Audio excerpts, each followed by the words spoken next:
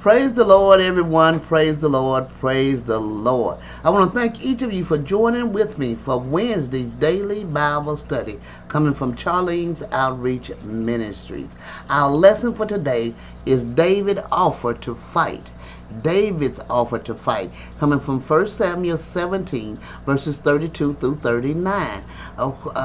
We know that this is a great and powerful lesson as we speak about David and Goliath, as we learn the things that shall be able to bless us and help us in our going forward, things that we can do to be a blessing to ourselves, our families, and those around us. Amen.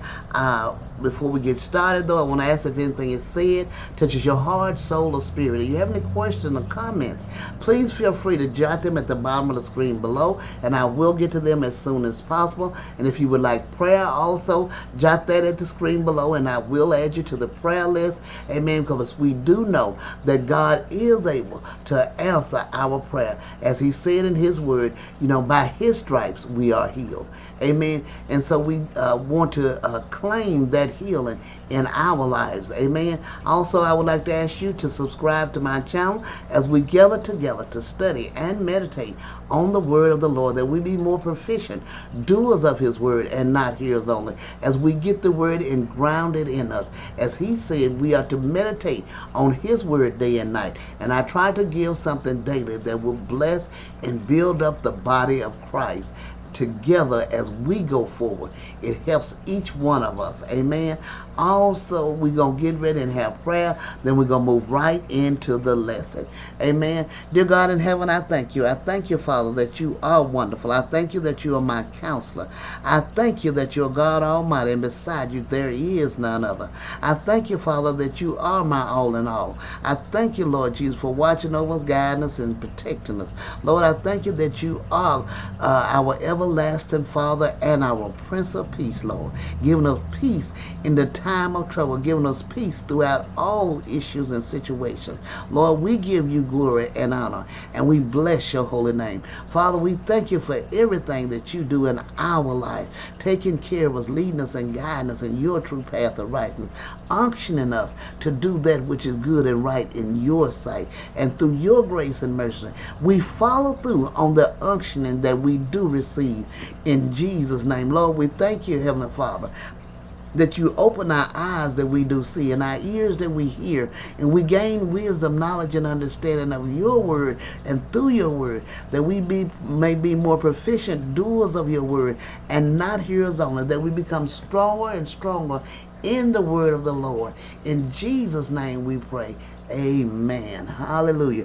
We're going to move right on into the lesson, David's offer to fight. Come from 1 Samuel 17, verses 32 through 39.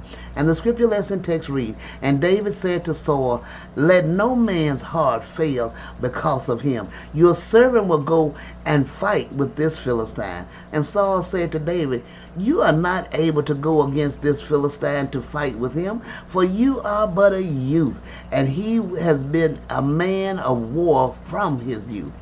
But David said to Saul, Your servant used to keep sheep for his father, and when there came a lion or a bear and took a lamb from the flock, I went after him and struck him and delivered it out of his mouth. And if he arose against me, I caught him by his beard and struck him and killed him. Your servant has struck down both lions and bears, and this uncircumcised Philistine shall be like one of them, for he has defiled the armies of the living God. And David said, The Lord who delivered me from the paw of the lion and from the paw of the bear will deliver me from the hand of this Philistine. And Saul said to David, Go, and the Lord be with you. Then Saul clothed David with his armor. He put a helmet of bronze on his head and clothed him with a coat of mail. And David strapped his sword over his armor, and he tried in vain to go, for he had not tested them. Then David said to Saul, I cannot go with these, for I have not tested them. So David put them off. Amen, amen. This is such a wonderful and powerful lesson. There's so much impact in this lesson. The biggest thing I want to speak to you about now is the main thing is that we have to test it out.